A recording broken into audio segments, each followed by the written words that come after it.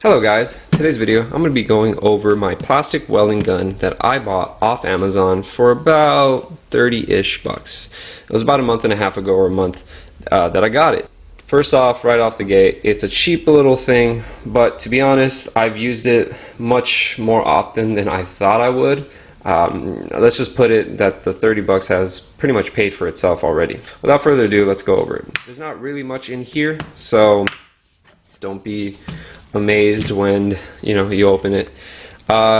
It did, when I got it, it did have a wire cutter, a small little thing.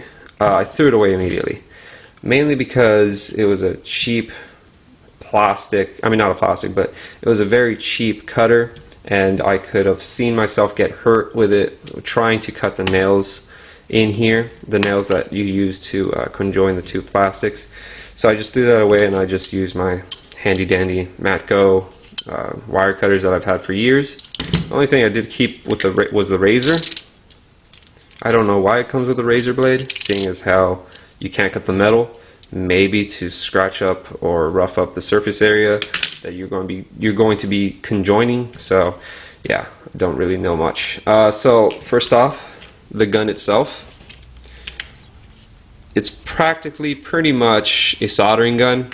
It heats up these two prongs, or I'm sorry, the energy, I'm assuming the positive and negative, go through here, go through the nail that you insert into these tiny little holes.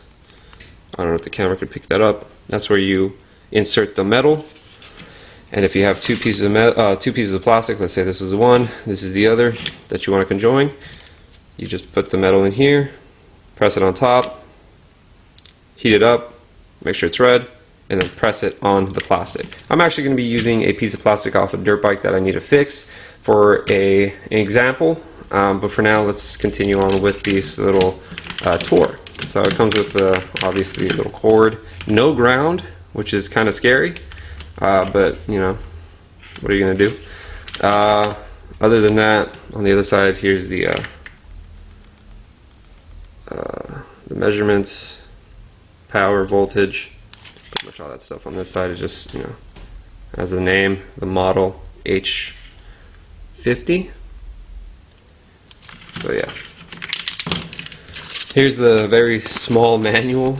I mean, not really much to say for this tool unit. It's very self-explanatory, but if you want, there is the types of nails. So you got 3 squiggly ones, the angle one, the corner one, and it just tells you where to remove the excess of the tail end of the nails. Plastic welding function instructions, which are always funny to read because they're from Japan or China. I'm sure they're trying their best, but it's always funny. But anyways, who needs this, right? Whoever reads manuals? I don't. Going over to the nails, you got 4 different types of nails. I have been using mainly the most aggressive squiggly line. I don't know how to explain it, but it's this one. I have been using that one, but it does give you 3 other options. So the ones I've been using the most often are these right here, because I don't necessarily need these. So yeah, that's pretty much it. Like I said, I have had this for a month. I held off making a review until it was tried and true, and I knew that it was going to be good, so I could give you guys something to base off your purchase. If you're going to purchase plastic welding, this is a good bet. This is a safe bet. There are other options out there, but I haven't tested them, so let me test it out for you guys. Alright, so here we see that we have a fender for a dirt bike, and it actually has 3 different cracks, which is great for the cause of this video. So we have one there, we have one here, and we have one here.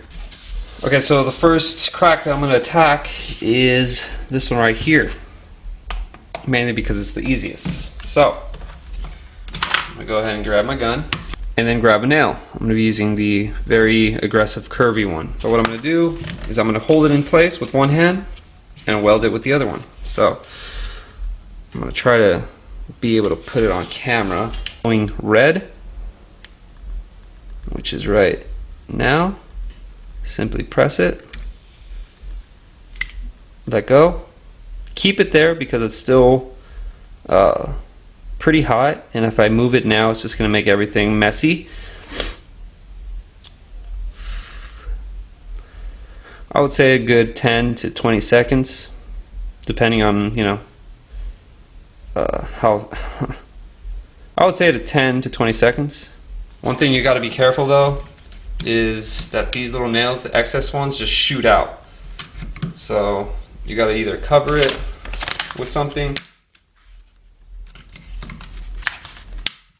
The same thing I'm going to do, I'm going to hold it in place. Going to wait for this to heat up, glowing red. Which should be quicker because there's less surface area for it to heat up. Yep, there we go. Press it on there. So the nail for the 90 degree is literally this little one that looks like a house. Right there.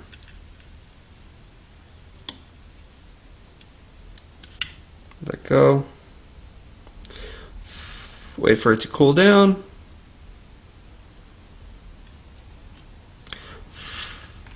There we go.